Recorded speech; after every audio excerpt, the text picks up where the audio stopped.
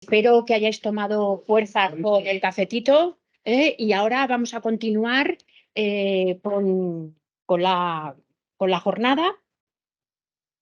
Va a hablar el doctor Alberto Jiménez Schumacher, que me decía que es de ratón de laboratorio, Exacto. que también es conveniente tener la visión experimental, porque los que estamos en la praxis pura y dura, muchas veces nos falta, y al final lo que hacemos es proyectar lo que vosotros hacéis. Nosotros, si no, vosotros nos movéis, nosotros no tiramos para adelante. Por lo tanto, es muy interesante que nos puedas contar, y va a hablar sobre herramientas inmunodirigidas y tratamientos de patologías cerebrales. Alberto, cuando quieras.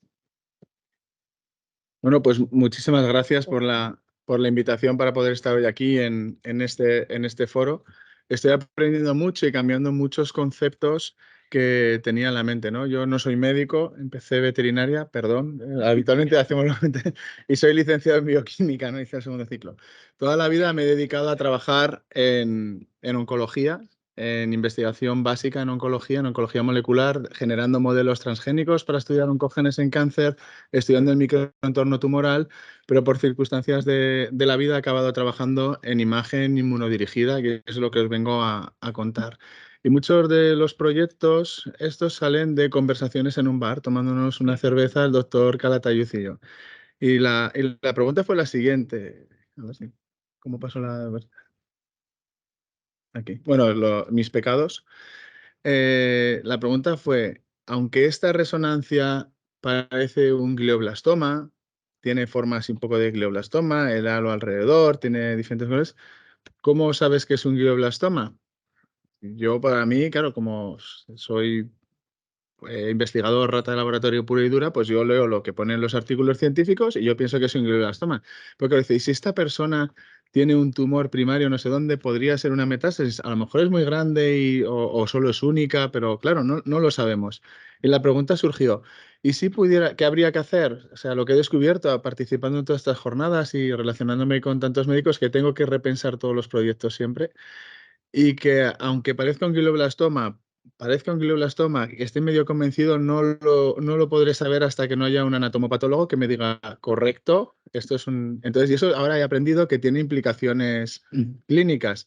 Yo a esta persona, si no sé qué es un glioblastoma, no le puedo poner un tratamiento con timozolamida y radioterapia, ¿no? Entonces, la pregunta que hicimos en el laboratorio fue, ¿y si pudiéramos tener parte de esa información que obtienes al tomar una biopsia, pero a través de un escáner, de forma no invasiva, para evitar, en este caso, biopsias intracraneales?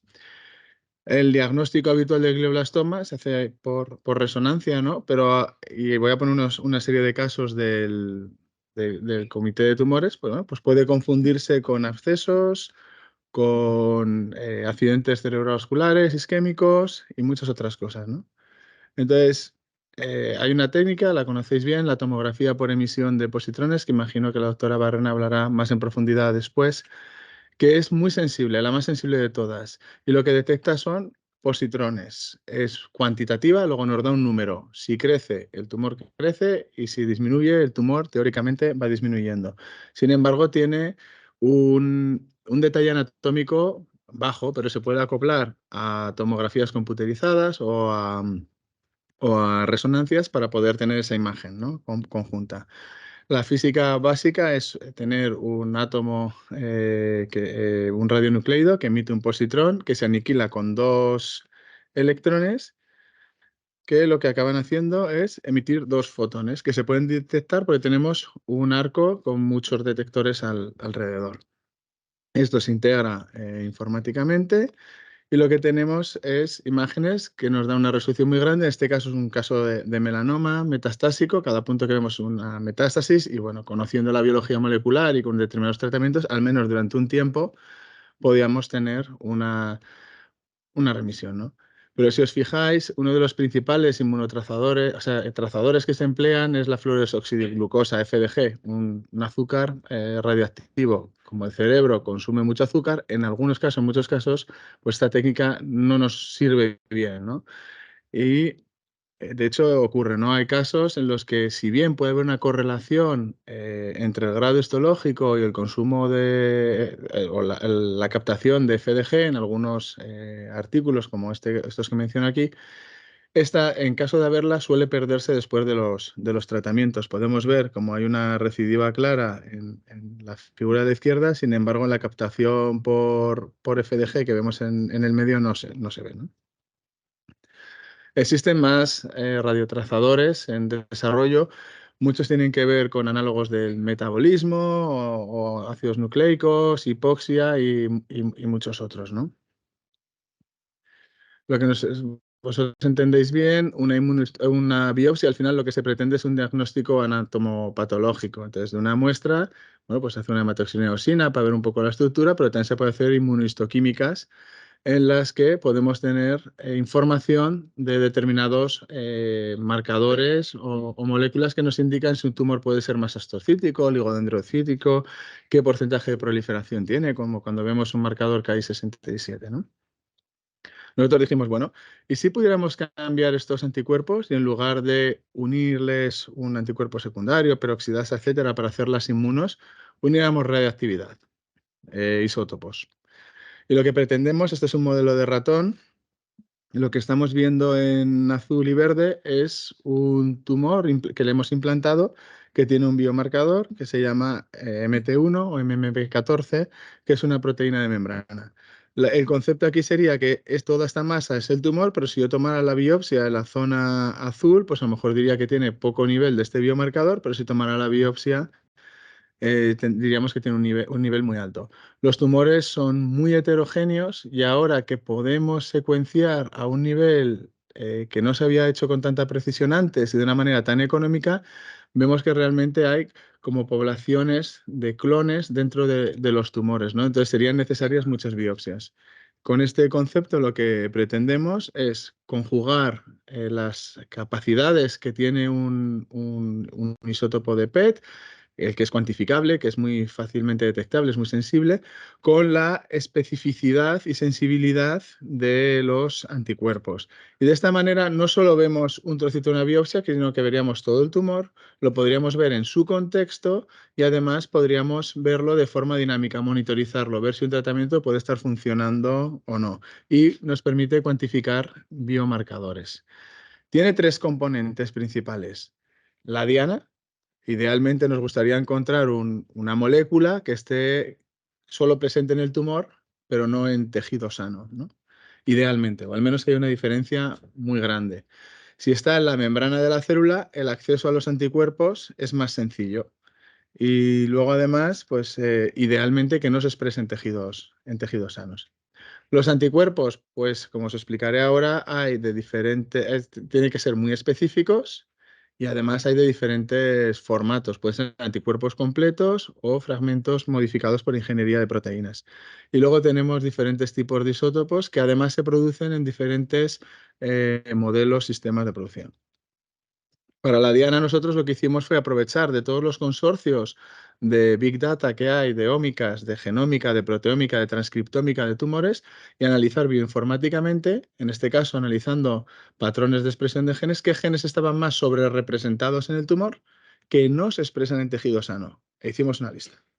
Luego esa lista filtramos y dijimos, bueno, estos genes codifican proteínas de membrana. Me voy a quedar solo con esos.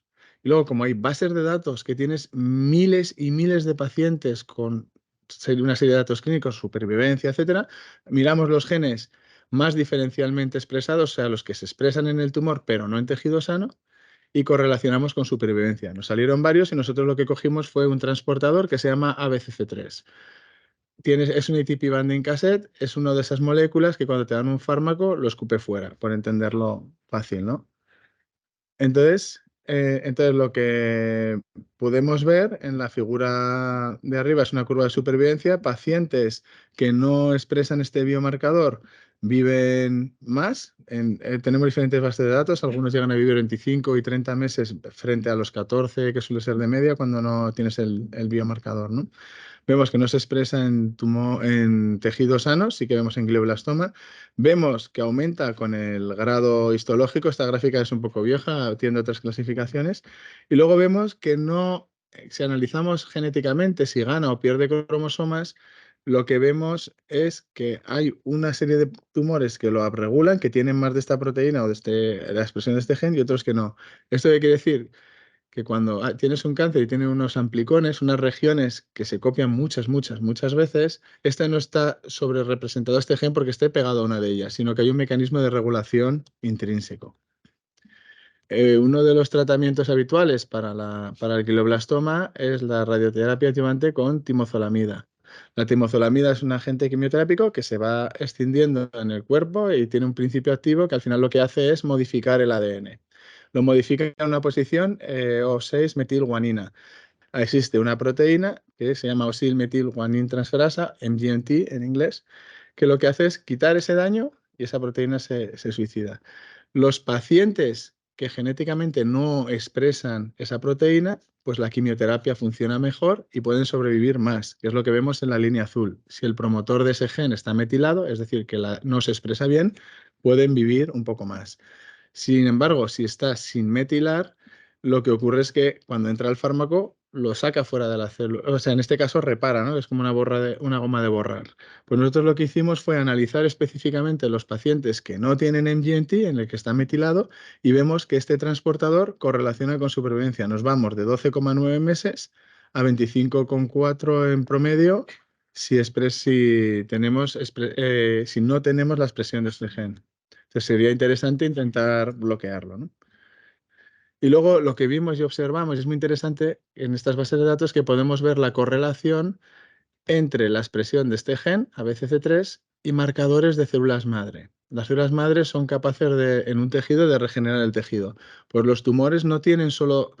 Todas las células tumorales no son iguales, tienen una especie de jerarquía y hay un tipo de células madre más progenitoras que pueden ayudar a regenerar el tumor y que son las responsables habitualmente de las recidivas. Pues lo que hemos encontrado es que hay una correlación entre este biomarcador que saca la quimio fuera, ¿no?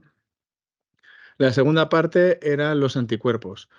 Un anticuerpo clásico, lo conocéis, 2 cadenas ligeras, 2 cadenas pesadas, tiene una región, lo que está pintado en verde, que reconoce al antígeno por sus epítopos, y luego tiene una región FC que tiene diferentes funciones de atracción, de modulación del sistema inmunitario.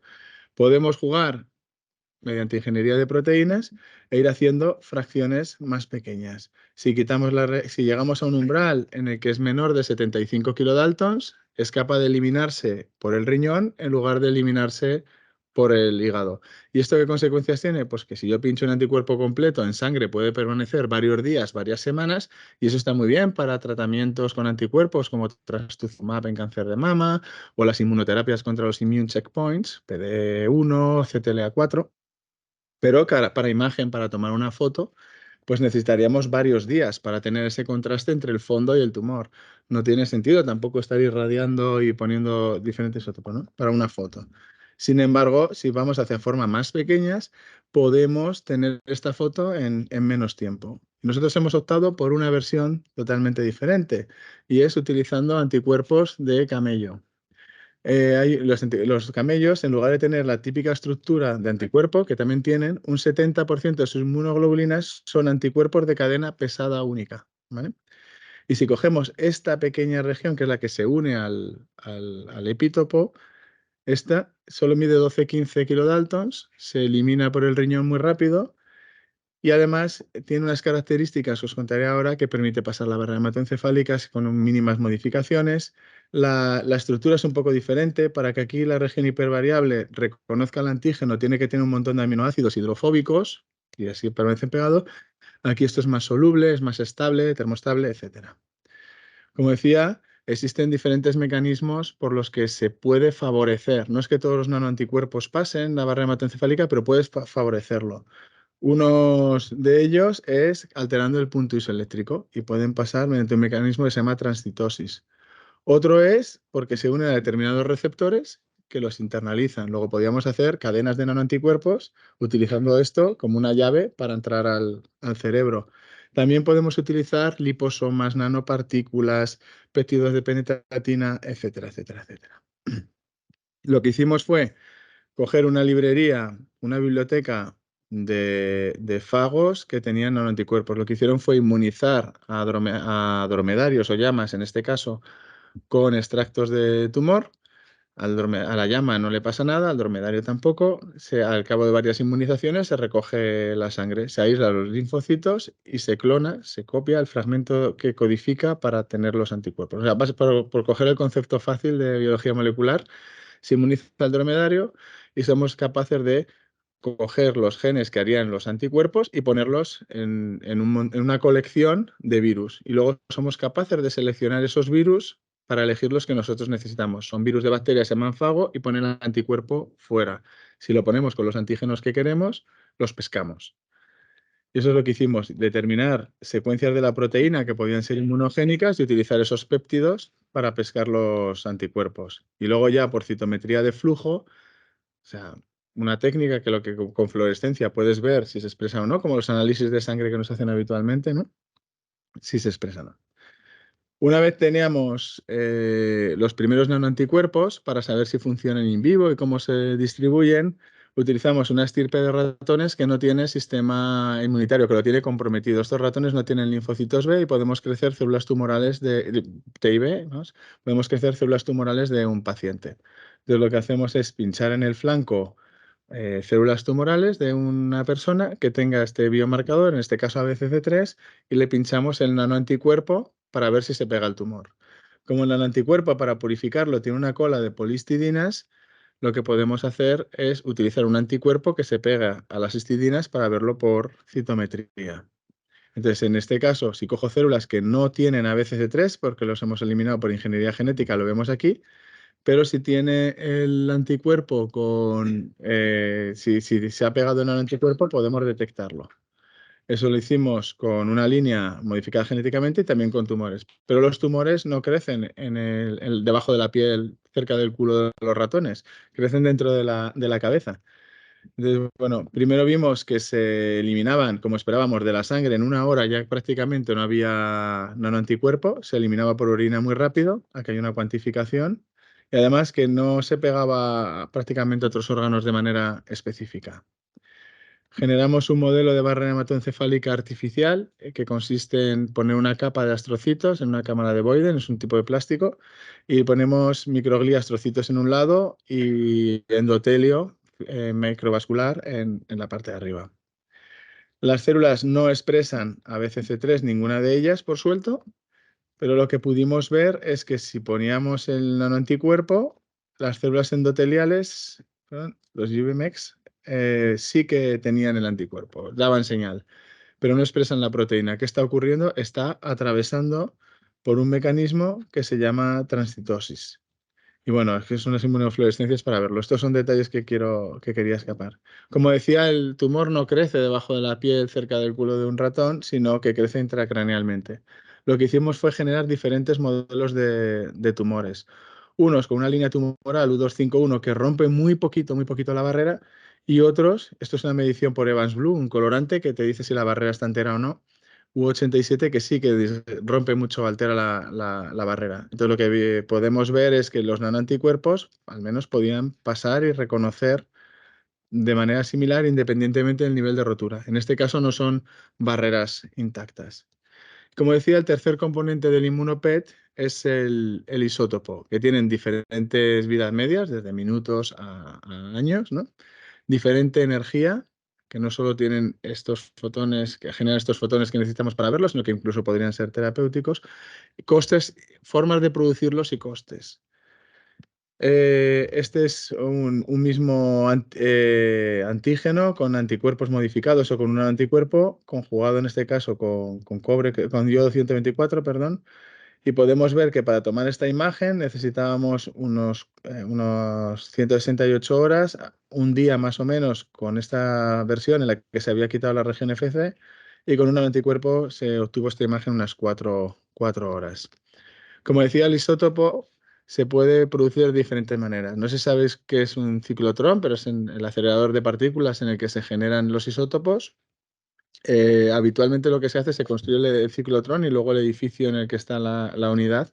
Cuesta muchos millones y no todos los sitios tienen. Aquí en Madrid alrededor sí que tenéis un anillo de ciclotrones que dan servicio a otros lados, pero por ejemplo en Zaragoza los hospitales nuestros no tienen ciclotrón. Está uno yendo hacia Lérida, otro yendo hacia la Almunia, etcétera, ¿no? Están distribuidos. Claro, y nosotros lo que proponemos es, si utilizamos nanoanticuerpos, que podemos hacer la imagen en unas poquitas horas, ¿por qué no utilizar isótopos que se produzcan en un generador como galio 68, en un generador galio-germanio, que cuesta unos 15.000, 20.000 euros, que es literalmente del tamaño de un Nespresso? Y lo colocamos, y no necesita una instalación grande como la del ciclotrón, sino que donde hay un escáner PET podemos colocar estas cafeteras, ¿no? Entonces, el modelo lo llamamos un poco el de la Nespresso. Por un lado tenemos la cafetera, ¿no?, que genera reactividad, pero por otro lado las cápsulas, o sea, contra qué biomarcadores vamos, pues son los nanoanticuerpos. Si eres positivo para BCC3, la quimio no va a funcionar, pues habrá que insistir con otras cosas. Si eres positivo para PD1, PDL1, CTLA4, etcétera, etcétera, a lo mejor te funciona la inmunoterapia, ¿no? En este caso, claro, tenemos otros tipos de tumores y proyectos que empezamos para intentar ayudar en el diagnóstico de, ahora se llama glioma de línea difusa, antes se llamaba de IPG, pero sea como fuere, el mismo tipo de tumor, cuando lo miras en resonancia parece el mismo, sin embargo hay diferentes entidades moleculares. Lo que estamos haciendo en el laboratorio es diseñar nanoanticuerpos contra alguna de estas para poder generar nanoanticuerpos para el diagnóstico e identificar cuál de estos pacientes se podría beneficiar de una terapia. Para eso inmunizamos dromedarios y utilizando un sistema en el que bacterias lo ponen en la superficie, eh, somos capaces de pescar anticuerpos. Utilizamos unas bacterias que tienen un flagelo que les permite moverse más y pegarse. Entonces, si primero pongo toda la colección que tengo con cientos de millones de nanoanticuerpos diferentes encima de células que no tienen la diana, me quito lo inespecífico, me quedo el sobrenadante, lo crezco, lo añado encima de células que sí tienen la diana. Y hago varios ciclos. Lo que acabo viendo es que primero tengo una selección de clones y luego una amplificación. Puedo validarlos poniéndolo en células en cultivos. No sé si lo veréis bien, pero vemos pequeños puntos que son las bacterias nadando. En aquellas células que son positivas, vemos que se pegan, en las que son negativas están nadando. Luego tenemos un sistema de producción y de validación por citometría de flujo y vemos si la diana positiva es o no es positiva. Y luego una modificación que hemos hecho, en lugar de utilizar PET, es PET. Hemos puesto estos isótopos y se detecta con un detector que lo que gira es el detector, ¿vale? Hemos puesto un ratón en el que hemos puesto un tumor que no tiene, una muestra de un paciente de un tumor que no tiene la diana, y aquí una muestra de un tumor de un paciente que sí tiene la diana. Hemos inyectado el nanoanticuerpo y lo hemos mirado por Immunospect. Y esta es la imagen.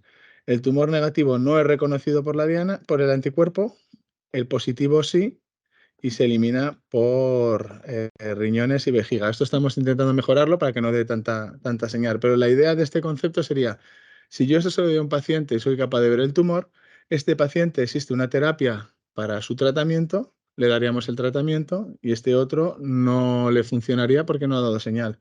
Además, si vemos diferentes poblaciones, lo que podríamos, no necesitaremos diferentes biopsias, que aquí estaríamos viéndolo todo en conjunto, ¿vale?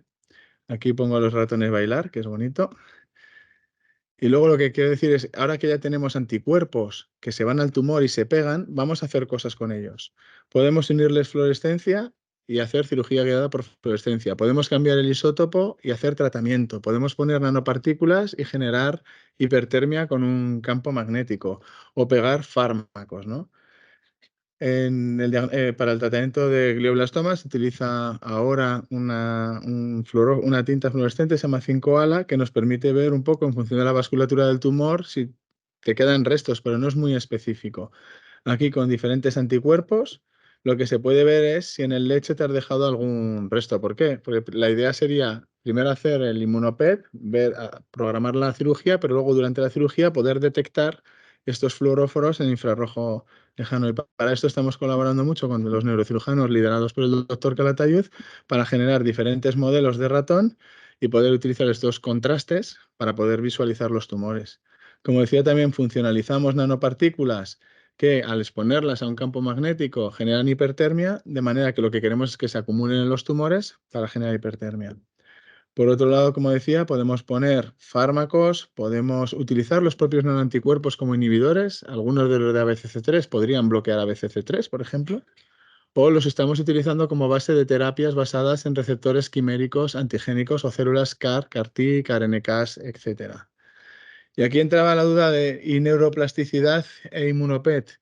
Claro, nos puede ayudar a diferenciar si es un absceso, un glioblastoma o si nos encontramos ante un accidente cerebrovascular o no. Pero claro, cuando empiezo a pensar en neuroplasticidad en cuanto a la aparición de nuevas espinas dendríticas y nuevas interacciones, tendríamos que buscar biomarcadores claros, directos, ¿no? Si estamos hablando de que hay una regeneración de células, un crecimiento, pues a lo mejor algunos biomarcadores, como algunos disalogangliósidos y otras cosas, podrían servir para intentar detectarlo. Sin embargo, cuando queremos ver si se están estableciendo nuevos puentes, tendríamos que hablar mucho con Jesús y Diego para buscar biomarcadores para poder intentar verlo. En este caso, no lo sé si tendría mucho sentido para buscar nuevas interacciones fines pues estos son procesos muy rápidos y el tener esta imagen nos requiere unas captaciones. Pero al menos si no nos sirve para poder hacer estas investigaciones en pacientes in vivo y tal, nos permitirían servir para poner a punto muchos estudios in vitro que a la larga redundarían en estos pacientes. Yo creo que más o menos he conseguido aguantar la charla hasta que ha llegado. Así que muchas gracias. Las conclusiones básicamente sería que, bueno, que podemos conjugar anticuerpos y formas de anticuerpo y aprovechar las capacidades que tiene la imagen molecular, que hay tres componentes, la diana, el anticuerpo y el isótopo, que hemos generado librerías con cientos de millones de nanoanticuerpos y tenemos unos métodos para poder pescarlos y que además no solo valen para imagen, sino que podemos hacer que tengan varias funciones a la vez, como imagen y cirugía, o también tratamiento y diagnosis, ¿no? Y con esto, bueno, por dar gracias a los colaboradores y agradecer el que me hayáis invitado a poder venir hoy aquí a contar lo que hacemos en el laboratorio. Muchas gracias.